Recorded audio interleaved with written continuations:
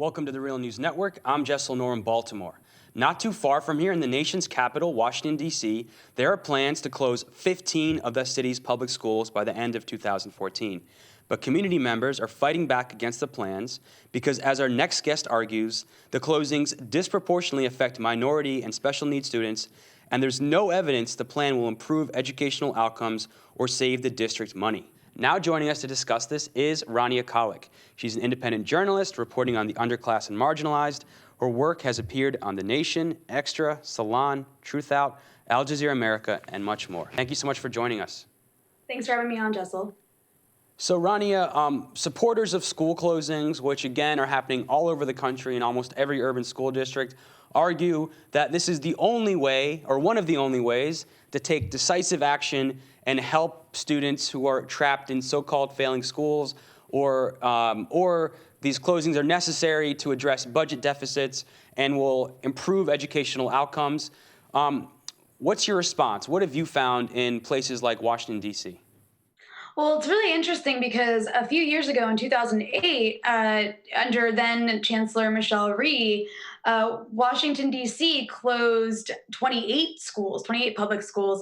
And the same argument was used that it was going to save a ton of money, that it was going to help students at failing schools. They would then be sent to better schools. And what happened was actually just the opposite. It not did it only not save money, it actually ended up costing something like $40 million, which was 4 times what they said it would save. And on top of that, the students who were sent to different schools whose schools were closed ended up going to schools that were just very, very similar to the ones they were already at, or were even worse performing schools. So just based on that, there's absolutely no evidence showing that their reasoning makes any sense. And on top of that, there's also the fact that last time around when they did it, there were certain rival schools that were one of them was shut down, and then the two schools or two rival neighborhoods were sort of combined into one school. And what happened was at one middle school, they actually had to call on the police in 2008 because violence just erupted because you had two rival neighborhoods going to the same place. And I mean, it was crazy. There were students running around with fire extinguishers, shooting them at each other and at teachers. And it was really awful. And it was really embarrassing for DC at the time. So that's another thing that's, been worrisome about these schools, this round of school closings as well. It's as if they haven't learned anything from last time around. It seems like, and I've been following this closely in places like Chicago and New York, but it always seems like these decisions are being made with virtually no consideration on how or what impact this is going to have on the community. And you saw similar things in Chicago around concerns of gun violence, and that helped take one school off the list, but 50 other schools were still shut down in Chicago.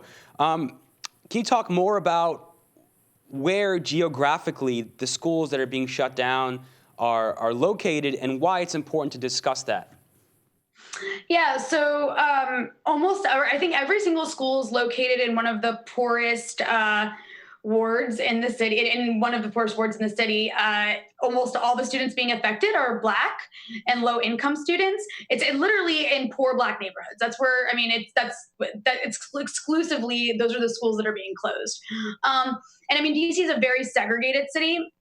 So, the white areas have been left untouched. There was a couple schools, or at least one, I think, that was in one of the wards where it was in a white neighborhood. But the parents were able to lobby against it. They were able to organize and protest against it, and it worked. And that school was taken off the list.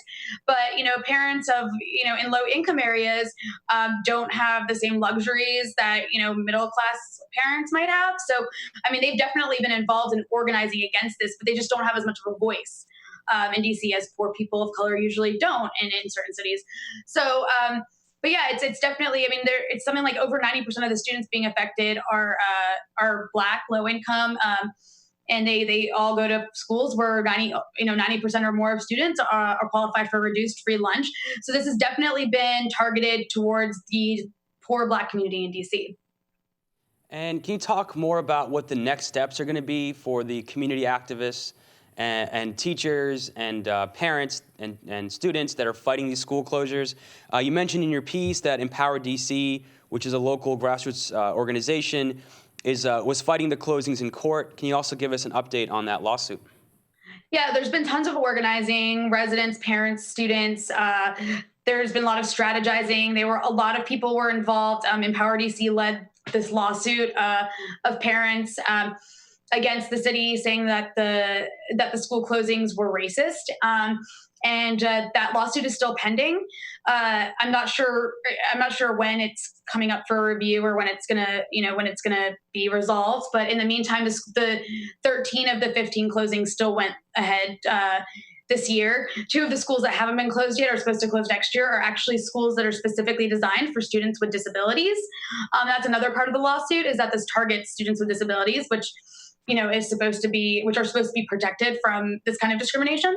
So in the meantime, yeah, there's just last weekend there was a strategizing session that was hosted by Empower DC for parents and residents in the communities being affected. So in the meantime, yeah, they're still organizing and they're still protesting and they're waiting for this lawsuit to go through. So we'll see what happens.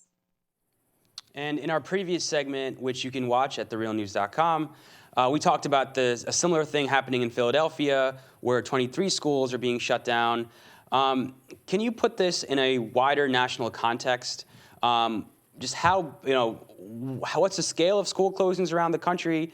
And as we've talked about, these haven't really been proven to have any positive effects on the communities and where they're being implemented.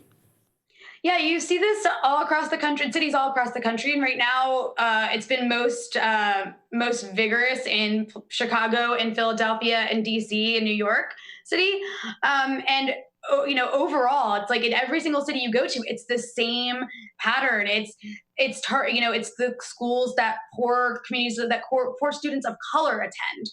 So what you see really a dismantling of public education, because a lot of this has to do with closing down public schools and increasing the amount of charter schools, privatizing education. So you see this dismantling of public education, but it's being done on the backs of poor children of color, mostly Black children. So we really have to ask ourselves, when it comes to public education, what kind of country we want to be. I mean, this is happening all around the country. And the reason it's happening to these more vulnerable communities is because there's not as much of a backlash when you close a poor Black school. There's not as much of a protest when you close a poor Black school. So, yeah, people, I mean, this isn't going to stay isolated, at least in my opinion. This isn't going to stay isolated to these sort of more low income communities. This is going to spread. So it's something that I really think that, all Americans, whether or not it's affecting them at this moment, who care about public education, need to be concerned about. Rania Khalek, thank you so much for joining us. Thanks for having me.